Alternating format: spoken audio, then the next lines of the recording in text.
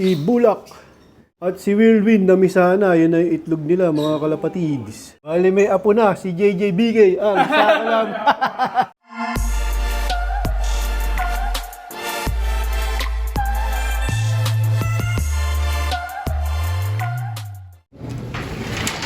Welcome back mga kalapatids. Magte-training nga ulit kami mga kalapatids. Bali sasabay ko yung mga ibon ko sa Aquino Brothers. Sila yung babiyahe ngayon. Time check 3:40 AM. Ito na yung mga ibon ko mga kalapatids. Na-basket ko na o nailagay ko na sa training box. Nandito na ang Aquino Brothers. Yung mag-hagis. Mga kalapatids. Morning. Yung Neil Boy tsaka Brother Neil. Sir Marico. Sana all. Ayun, papasabay ko yung mga kalapati ko, mga kalapatids. Ayun. Sakulo! Bali, pinakain ko nga na maaga itong aking mga young bird. Nasobrahan nga yung kanilang pagkain, mga kalapatids, pero maghapon na nila yan. Kumbaga, hanggat hindi nila nauubos yan, mga kalapatids, hindi ko na dadagdagan yung kanilang patuka. Tapos, itong SBR Banloon at Huymans, kasalukuyan naglilimlim, mga kalapatids. Tapos itong Magnesmate, meron na ulit silang pisa. Ayan o, dalawa. Tapos ang pinakamagandang balita mga kalapatids ay si Bulak at si Whirlwind na misana. Yun ay itlog nila mga kalapatids. Ito si Whirlwind. Bali may apo na si JJ Bigay. Ang sakalam. Apo ni JJ Bigay yung mga anak nito. Ayan kay JJ Bigay kasi ito si Whirlwind.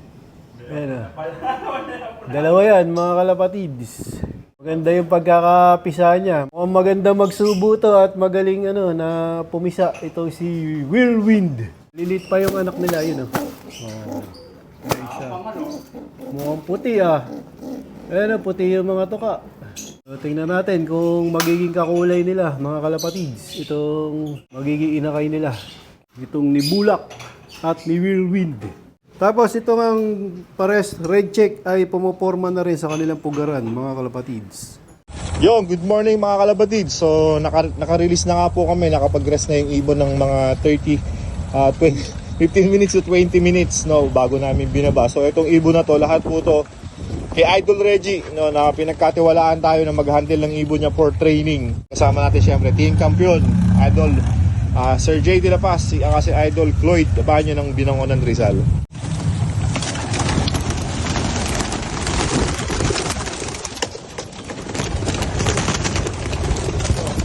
O, ayan. Ayan, tinan nyo ibon ni Idol Reggie O, si Mot, walang ibon. Tinan nyo po ibon niya. Hindi na po yung kumakanan. Diretso na po ng aling kikas yan, mga kalapatids. Ang amin, kumakanan pa dun. Yung ibon ni Idol Reggie, diretso po yan. Diretsong aling kikas po yan. Ay, diretso. Ganun pa rin ang daan nila. Ganun pa rin ang daan nila. Kumbaga, mas mabilis nga ang uwi ng ibon pag dumiretso dito kasi ang sunod po nito ay halahala na. Ayan, ibon niya Diretso na dyan. Abang-abang ka na. Dito naman sa aming stock hen, mga kalapatids, sinama ko muna doon yung kak na ayaw pumares. Ayun siya mga kalapatids. Ayan Mga 3 araw na nga nandito yan mga kalapatids. Ang hen na napili niyan, na nakita kong hinahalingan niya mga kalapatids, yung kay Idol Russell Baldago. Blue bar na yun Sila yung nakita kong laging magkadikit. Kaya lang, ang problema, hindi ko sila pwedeng isalang dahil itong hen ay malapit ko nang gamitin. Meron nga akong ibang kak na ipapares dyan mga kalapatids. Tirik na yung si Haring Araw. Yan, ganda nga ng panahon dito mga kalapatids. Time check 8:59, pinakawalan ng 8:40 mga kalapatids. So waiting ako. Mapapalaban yung ibon ko sa init ng araw ngayon. Nagpatanghali ng konti yung release o yung pagpapakawala sa ibon ko mga kalapatids. Dito na mga ibon ko mga kalapatids. Ayan galing sa simbahan mukhang kulang. Ayan, merong kulang dito mga kalapatids sa tingin ko. Time check 8:28. Ito na. May malilate nga dito.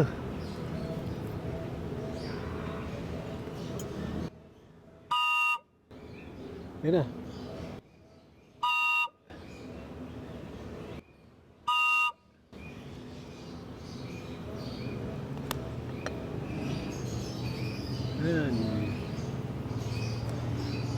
unti oh. Tingin ko kulang pa ng ano to, 20. Nawatak sila.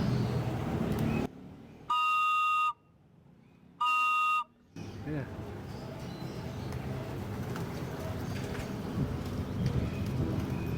Headwind. Ayan, pakontra nga yung hangin.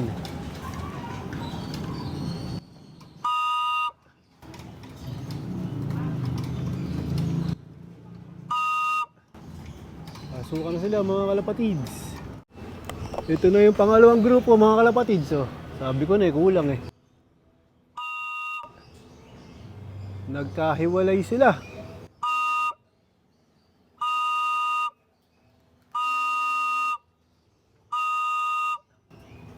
Ayan na, pangalawang grupo. 9:30.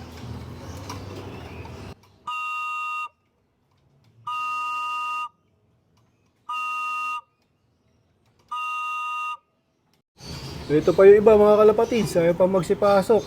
Parang nanibago ngayon yung ibon ko. Merong 3 kadadating lang dyan mga kalapatids, tapos yung iba ayaw bumaba. Usually dapat yan, pasokan agad. Ngayon ayaw nilang bumaba. Natatakot.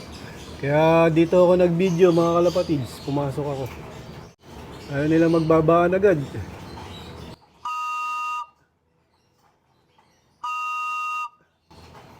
Ayan o. Parang ano sila, takot.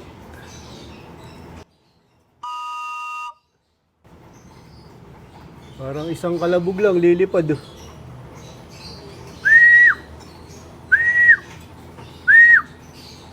Ayun, ayaw kagad magpasukan. Parang nanibago. Kaya may dumadating po. Huli dumating, hindi sila sabay-sabay. Itong mga nahuli, parang ano, gulaplap. Ayaw agad magsibaba, oh. Parang may takot. Ito pa rin, ayaw pa rin magpasukan, oh. Hala, bumaba itong dagit. Ayun, may dagit, oh. Isa lang ang singsing, oh. Ayun, oh. Baka kailangan na to. Kaila Brother Ace. Ayun, ano siya, takot. Baka isama pa yung mga ibon ko pag lumipad to, pagka natakot. Ayun, ngayon pala nagpapasukan yung iba mga kalapatids. Ayun, tagal magpasukan no. Ayun yung dagit. So yun, ito na nga sila mga kalapatids. Tapos nang kumain at uminom. Ayan, kaya lang meron pang nandito, ayaw magsipasok. Tapos ayun yung isa nandun sa kabilang bubong mga kalapatids. Tapos meron akong dagit na single band na kulay green na singsing mga kalapatids. Mamaya ako nabibilangin mga kalapatids pag nasa perch sila. Pero mukhang kompleto naman sila mga kalapatids. Dito ko natatapusin ang video ko para sa araw na to. Please like, share, comment, subscribe. Keep safe, God bless. Ingat mga kalapatids.